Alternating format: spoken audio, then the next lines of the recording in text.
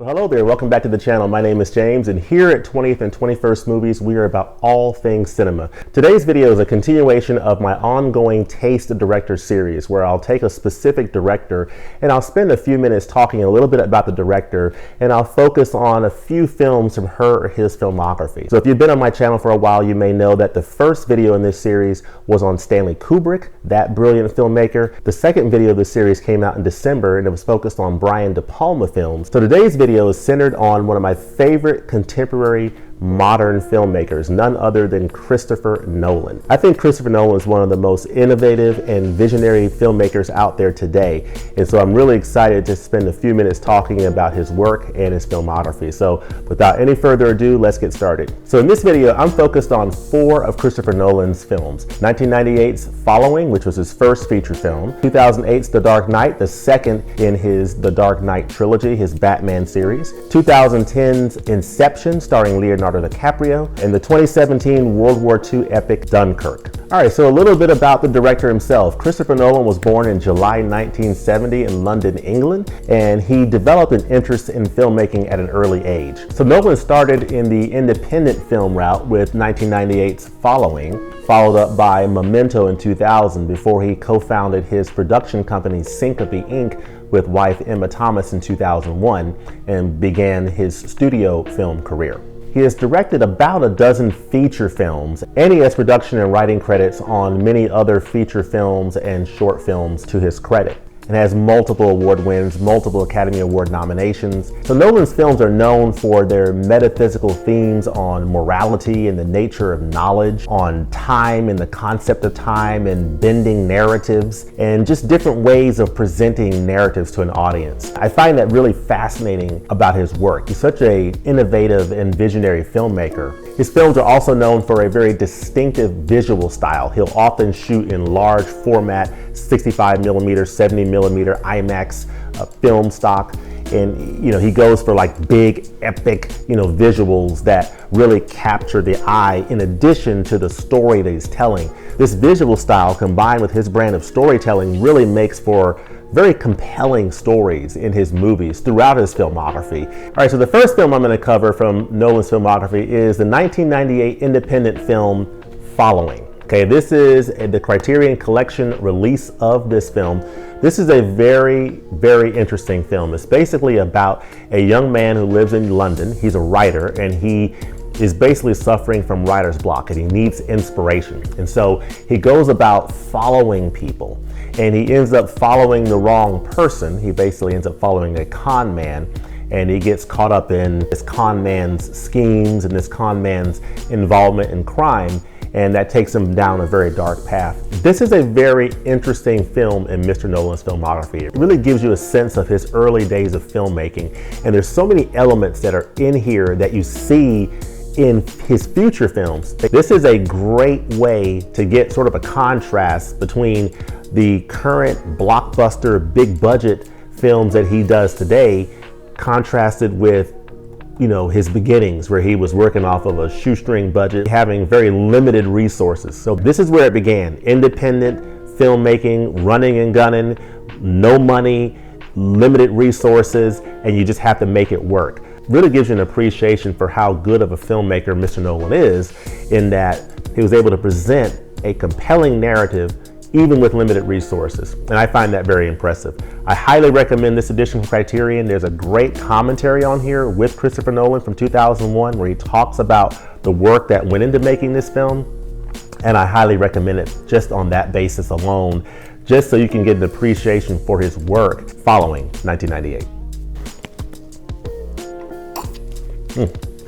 So in 2008, Christopher Nolan released the film The Dark Knight, which was the second in his Dark Knight trilogy, which is Nolan's interpretation of the Batman character, the Batman mythos. And it's a more grounded in reality interpretation of the Batman character.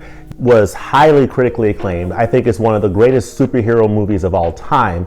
And I think it's the best of the 3 films. I think it's better than Batman Begins. I think it's better than The Dark Knight Rises, although I think both of those films are excellent in their own right. I think The Dark Knight, the one in the middle, is just just head and shoulders above those two films. The Dark Knight is lifted by the Academy Award-winning performance by Heath Ledger, who played the Joker in the film. And of course, as most of you may know, he unfortunately passed away before The Dark Knight was released in 2008. He did win the Academy Award for Best Supporting Actor posthumously, and his family accepted the award at the Academy Awards that year.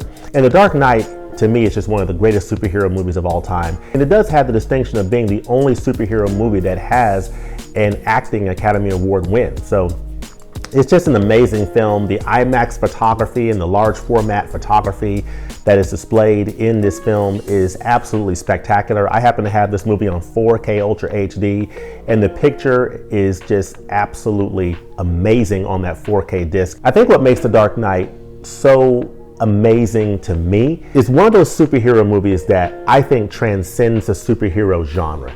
It's one of those superhero movies that's not just one of the greatest superhero movies ever, which it is. It's actually an amazing film, period. It's one of the best films that came out in 2008. I cannot recommend it enough. The Dark Knight 2008. I think it's one of Christopher Nolan's best films. Check it out.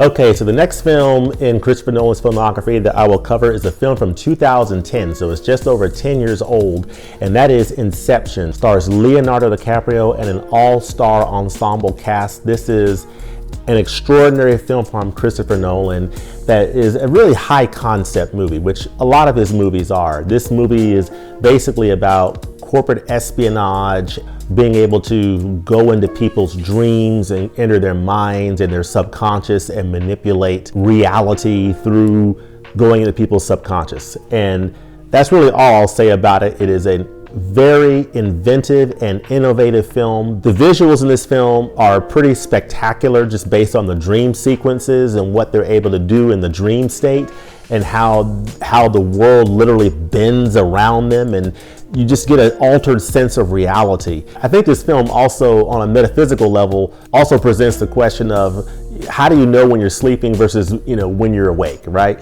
It's just one of those mind-bending, mind-trippy kind of movies that I think you have to watch a couple times to really fully grasp everything that's going on in this movie. But this is an excellent film from Christopher Nolan. It really showcases his visual style. It showcases his unique storytelling style. It was actually first conceptualized, I think, 10 years prior. So around the year 2000, maybe around the time he was working on Memento, it was first conceptualized around that time. But at that point, he was still very early in his career, and he wasn't quite ready to make this movie, right? So that was sort of put on the shelf. He started doing the Batman movies first. It just gave Nolan more time to sort of think about it in the background as he proceeded to work on other films like Batman Begins and The Dark Knight, the first two films in the Batman trilogy. So by the time he finished The Dark Knight in 2008, he was ready to come back to this work and really bring the realization of this concept to screen. And I think the execution of this is beyond spectacular. It's just one of the great films from Christopher Nolan that I highly, highly recommend checking out. If you have not seen this movie, if you're a fan of Christopher Nolan, if you're a fan of Leonardo DiCaprio, this great cast, you've got Ken Watanabe, you've got Joseph Gordon-Levitt, Marion Cotillard, you've got Ellen Page, Tom Hardy's in here, Cillian Murphy, Tom Berenger, and of course, frequent Nolan collaborator Michael Caine. I think he has been in 6 of Christopher Nolan's films. He's in this one as well, Inception, 2010. If you have not seen this, check it out. Highly recommended. Another excellent film from Christopher Nolan. Okay, last but not least, in this Taste of Director series for Christopher Nolan, I'm going to cover the 2017 film Dunkirk. This is an excellent film from Christopher Nolan, and this film is basically about Operation Dynamo during World War II, where you had about 300,000 to 400,000 British and Allied soldiers who were trapped in the French town of Dunkirk, which was a port town in France.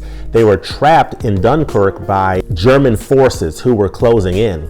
And Operation Dynamo was about getting those British and Allied forces out of there and basically evacuating them out of Dunkirk. So this film portrays that drama and that action extremely well. This really is a fantastic display of Nolan's visionary style from a filmmaking standpoint. He shot this in large format, and you see the action on land, in the air, and at sea with the planes, the ships, and the men on the ground.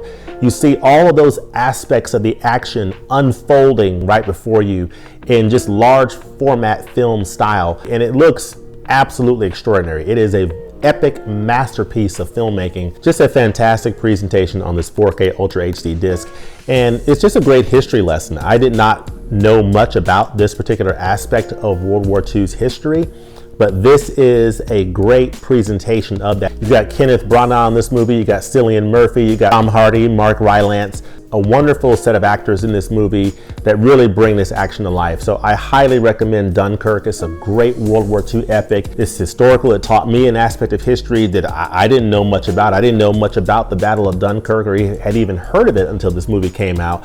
So it's a really good piece of history to see all the maneuvers that went into evacuating these 400,000 British and Allied forces out of Dunkirk to safety and away from the hostile German forces and the German air superiority. So just a great film that I highly recommend. It looks great, it sounds great, the acting is really good, and it's just a great piece of history that I highly recommend. So check out Dunkirk. As you dive into Christopher Nolan's filmography, you'll find that similar to other filmmakers, Christopher Nolan is known for working with certain key collaborators throughout many of his films. So you'll see him working very notably with actor Michael Caine, who I believe has appeared in 6 of Mr. Nolan's films, including Inception and the 3 Batman films, The Prestige. So Christopher Nolan and Michael Caine have worked together on a number of his films, but he's also worked a lot with cinematographer Wally Pfister, as well as composer Hans Zimmer. And of course, Mr. Nolan has worked a lot with his wife Emma Thomas, who he co-founded his production company Syncope Inc. back in 2001. So they have worked together on many of these films throughout the years. He likes to work with people that can help him realize his creative vision for movies, and working with that core set of people really helps him to do that. You'll also see other actors that he worked with quite a bit in a lot of his films: Cillian Murphy, Tom Hardy, Marion Cotillard, who of course was in Inception and also in The Dark Knight Rises. And you just see him collaborating with many of these people multiple times through his films. I think the biggest takeaway that I can share from my personal experience watching Christopher Nolan's films is they really do 2 things for me. They make you think and they make you feel something. And that's something I really appreciate about Christopher Nolan's films. They make you think in that it takes me a couple of times watching some of his films really understand the branching narratives and everything that's going on in the story that he's presenting. But it also, in many cases, makes you feel something, which I think is really, really, really special. And that's something I appreciate. So those are the 4 films that I wanted to focus on in this Taste of Director series for Christopher Nolan, following The Dark Knight, Inception, and Dunkirk. Of course, there are other notable films from Mr. Nolan, including Memento, which was his second independent film after Following, that came out in 2000, Batman Begins, the beginning of the Dark Knight trilogy, The Dark Knight Rises, the 3rd film in that trilogy, Interstellar, starring Matthew McConaughey, The Prestige, which is an excellent film that stars Hugh Jackman and Christian Bale before he starred in the Dark Knight trilogy. And most recently, of course, the movie starring John David Washington that came out last year, Tenet, which I have not had a chance to see yet. I'm looking forward to checking that movie out as well. So every one of those films is highly, highly recommended, and I'm actually looking forward to seeing Tenet when I get a chance as well. All right, so there you have it. That's my taste of Christopher Nolan's films. I think Christopher Nolan is one of the most innovative and visionary filmmakers working today, and he's one of my favorite contemporary directors. And if you look across his filmography, he has done some absolutely extraordinary works, and I'm looking forward to seeing more from this great filmmaker. Of course, as I said before, I had not seen Tenet yet. I did not get a chance to see it in the theaters, but I am looking forward to diving into that 4K Blu-ray when I get a chance to pick it up. Let me know in the comments below what you think about Christopher Nolan films, and let me know if you've seen Tenet, what your thoughts are on his latest release. Also, let me know in general, what movies are you looking forward forward to seeing in 2021? What are the films that you are most excited to see in 2021? For me, I'm looking forward to seeing A Quiet Place Part 2. I'm looking forward to seeing the new James Bond movie coming out, No Time to Die. I'm looking forward to seeing the Fast and Furious movie coming out around Memorial Day, F9. And I'm really looking forward to seeing that new Matrix film that's coming out later this year. So those are the films I'm looking forward to seeing this year. What are the films that you are most looking forward to seeing in 2021? As always, thanks for watching, and we'll look forward to seeing you next time in the movies. Peace.